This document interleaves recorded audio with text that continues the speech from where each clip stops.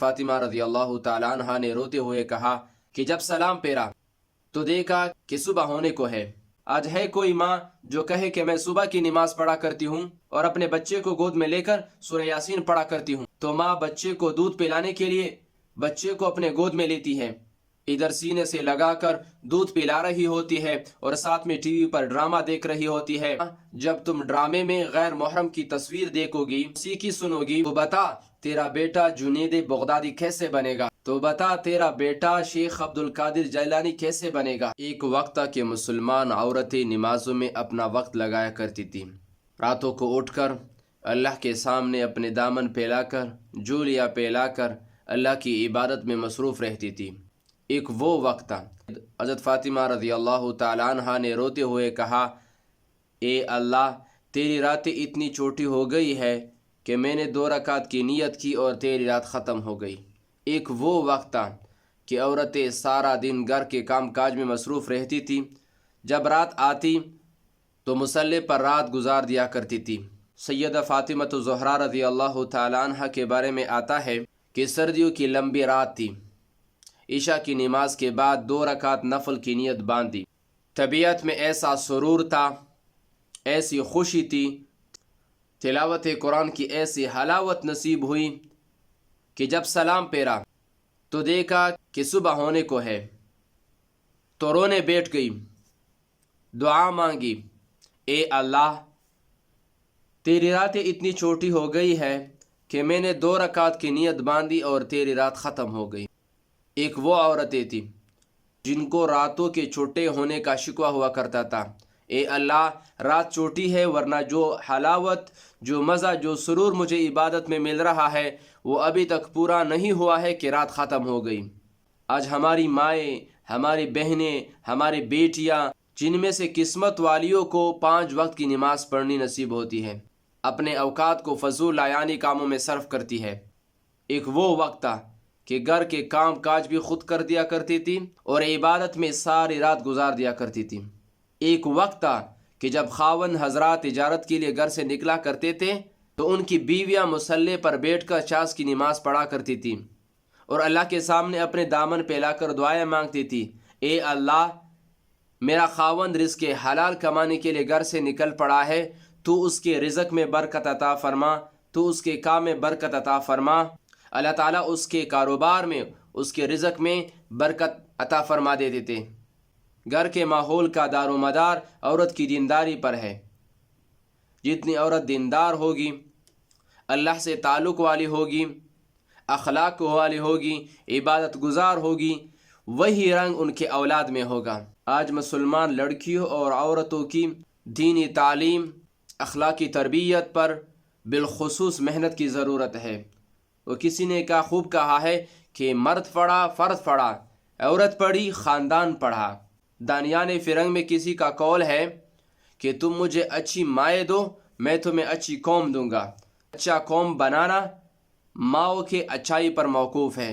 جب گھر میں تربیت اچھی ہو، اخلاقیات سے بچوں کو نوازا جاتا ہے، اس کی اچھی اخلاقی تربیت کی جاتی ہے، تو پھر وہ معاشرہ زوال کا شکار نہیں ہوتا۔ آج ماں باپ اپنی اولاد سے شکایتیں کرتی ہے، مجھے گھر سے نکالا، مجھے تھپڑ مارا، مجھے گالی دی، میرے کاروبار پر بچے نے قبضہ کیا۔ تو ان سب کی وجہ ماں باپ کی اچھی تربیت نہ ہونا ہے۔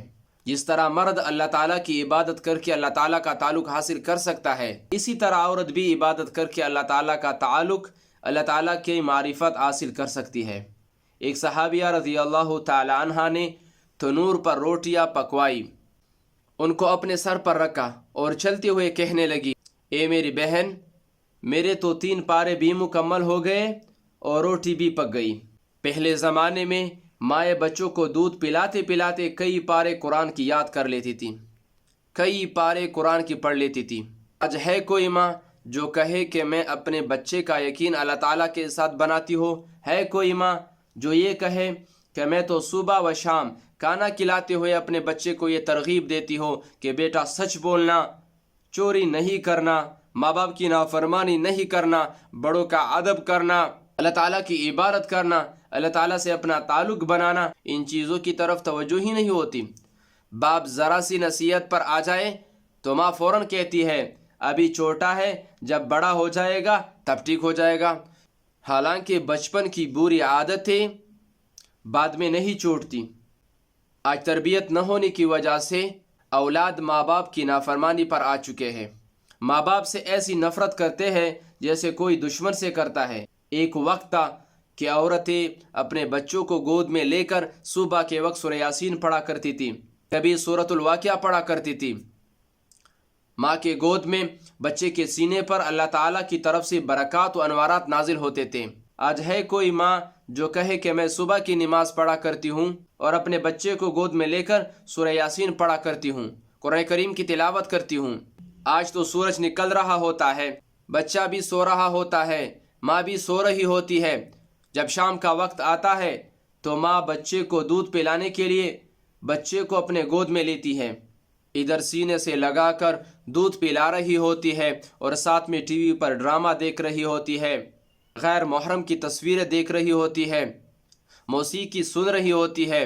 اور جب ماں ایسی حالت میں اپنے بیٹے کو دودھ پلائے گی، اے ماں جب تم ڈرامے میں غیر محرم کی تصویر دیکھو گی، موسیقی سنو گی، غلط کام دیکھو گی، تو بتا تیرا بیٹا جنید بغدادی کیسے بنے گا؟ تو بتا تیرا بیٹا شیخ عبد القادر جیلانی کیسے بنے گا؟ جب ماں اپنے بچے کو گود میں لے کر ٹی وی پر ڈراماز دیکھ رہی ہوتی ہے، غیر محرم کی تصویر دیکھ رہی ہوتی ہے، فحش اور ناجائز امیجز کو دیکھ رہی ہوتی ہے اور اپنے بچے کو سینے سے لگا کر دودھ پلا رہی ہوتی ہے، تو کیا ایسے ماحول میں بچہ جنیدی بغدادی کیسے بنے گا؟ ایسے ماحول میں بچہ شیخ عبد القادر جیلانی کیسے بنے گا؟ ایسے ماحول میں بچہ امام ابو حنیفہ جیسے کیسے بنے گا؟ ایسے ماحول میں بچہ اپنے ماں باپ کا فرما بردار کیسے بنے گا؟ بچہ اپنے ماں باپ کے ساتھ کیسے حسن سلوک کرے گا؟ مسلمان معاشرے میں عورت ملکہ کا درجہ رکھتی ہے۔ ماں کی گود ٹریننگ سنٹر ہے۔